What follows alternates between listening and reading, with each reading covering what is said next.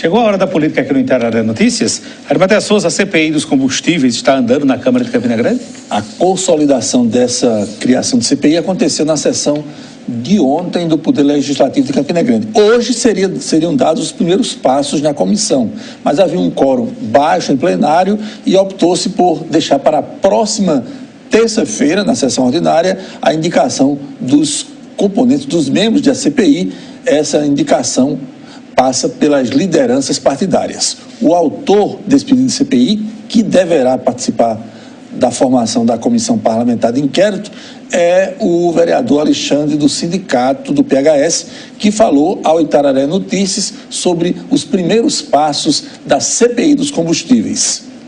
Que a última vez que a Câmara de Campina tentou instalar uma CPI, ela teve a sua evolução bloqueada por uma decisão judicial. Pois é. Ari, como é que foi a situação, afinal, do deputado estadual Manuel Lugeri, do PSD? Ele aderiu ou não à base governista? Olha, gente, ele divulgou uma declaração nas redes sociais desmentindo que tenha se incorporado à base governista. Só recordando para o telespectador do Itararé Notícias, divulgamos aqui ontem a publicação no Diário Oficial do Poder Legislativo da Paraíba de um ato do presidente Adriano Galdino oficializando os blocos parlamentares existentes a partir de agora naquela Casa Legislativa. E o PSD do deputado Manuel Lugeri está num bloco visivelmente situacionista, tem inclusive o próprio PSB.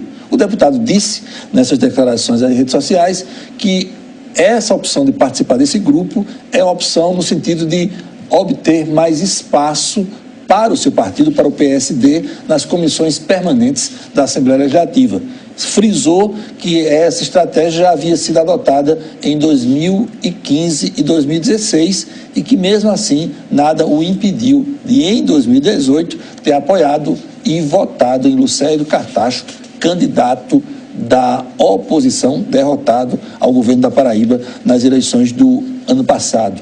Manuel Lugeri, nesse texto, lamentou a interpretação dada pela imprensa de que a participação nesse bloco era a sinalização, a concretização de sua incorporação à base governista e também lamentou o próprio fato de o líder do bloco de oposição, o deputado Ranieri Paulino, do MDB, ter comentado que já era esperado essa passagem do Lugeri para o bloco governista. Aliás, o próprio governador João Azevedo deu uma entrevista hoje coletiva improvisada de João Pessoa e chegou a dizer que seria muito bem-vindo o deputado de Campina Grande para o seu bloco político. Final da tarde de hoje, já mudando de assunto, a grande notícia foi oriunda do sertão da Paraíba, da cidade de Patos. O prefeito em exercício de Patos entregou o cargo à Câmara Municipal daquela cidade. Só lembrando, fazendo um pouco de histórico, o prefeito eleito em 2016, Dinaldo Filho, do PSDB, ele foi afastado por decisão judicial. Estava o vice-prefeito, o Bonifácio Rocha, que é do PRB, que resolveu entregar o cargo, ou seja, renunciar ao mandato à Câmara Municipal. Nas próximas horas ou dias, a Prefeitura de Patos será comandada pelo presidente da Câmara, que é o vereador Salles Júnior, que vai tocar aí até que haja uma decisão judicial, se haverá novas eleições. Provavelmente esse será o caminho da ocorrência de novas eleições. Mesmo faltando, porque o próximo ano já é de eleição. E aí seria uma eleição indireta, né? Normalmente a interpretação disso é uma eleição indireta, se bem que o Tribunal Superior Eleitoral, nos últimos tempos, ele tem esticado a corda em termos de tempo e sinalizado para o exercício de eleições diretas, mesmo faltando menos de 2 anos para a conclusão do mandato, como era habitual anteriormente a recomendação do TSE. O TSE tem rotatividade de ministros e a sua jurisprudência, o seu entendimento sobre esses casos acaba sendo muito flexível e dependendo da sua composição daquele momento. Aguardar qual será o desfecho. Provavelmente o caminho será novas eleições, como aí vai ficar a critério das cortes eleitorais. Falando de passagem sobre isso, em breve serão substituídos 2 ministros do Tribunal Superior Eleitoral. É a cota justamente dos advogados que integram temporariamente o Tribunal Superior Eleitoral. Serão as primeiras indicações do presidente Jair Bolsonaro para um Tribunal Superior. E aí vem aquela velha discussão, Anchieta, telespectador, que é poder executivo indicar ministro do TSE. Até porque, nesse caso de Bolsonaro, ele tem quase uma dezena de ações tramitando em relação à sua campanha nesse próprio Tribunal Superior Eleitoral. Isso é uma coisa absurda. Essa mobilização para a liberação de recursos do programa Minha Casa Minha Vida é porque há uma ameaça aí, uma articulação das construtoras de todo o país que trabalham, que constroem para esse programa Minha Casa Minha Vida, de demitir cerca de 50 mil operários se não houver liberação de pagamentos que se encontram acumulados e, portanto, atrasados há muitos meses. É um débito que é calculado pelas construtoras em 450 milhões de reais, o débito já vencido há alguns meses.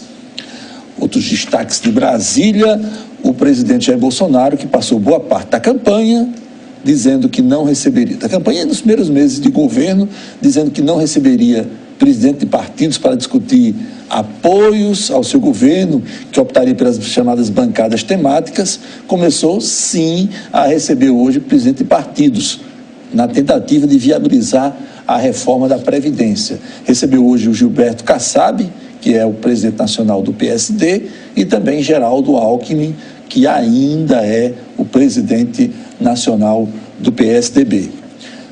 O ex-presidente Michel Temer está no seu calvário aí, nesse período quaresmal. Hoje ele foi alvo da 4ª denúncia, colocado na condição de réu pela 4ª vez nos últimos dias. Dessa vez, o processo de respeito a uma reforma milionária que foi feita na casa de sua filha, ao que se informa nos autos, com base em propinas de empresas com interesses do governo federal. E o presidente do Supremo Tribunal Federal, o ministro Dias Toffoli, oficializou hoje a retirada de pauta da discussão, a retomada da discussão no Supremo, da questão da prisão ou não em segunda instância.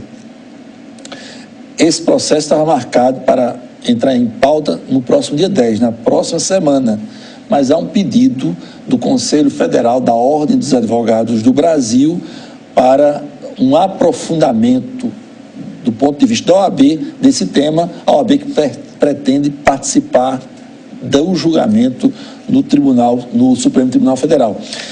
Essa questão da segunda instância, de aplicação imediata ou não, após a confirmação de uma condenação em segunda instância, é uma discussão conceitual, mas que no caso concreto tem tudo a ver com o destino do ex-presidente Lula, que está preso há 1 ano justamente pela aplicação no Supremo Tribunal Federal da interpretação de que qualquer réu condenado e que tenha confirmação por um tribunal, por um órgão colegiado, deve iniciar imediatamente o cumprimento da pena.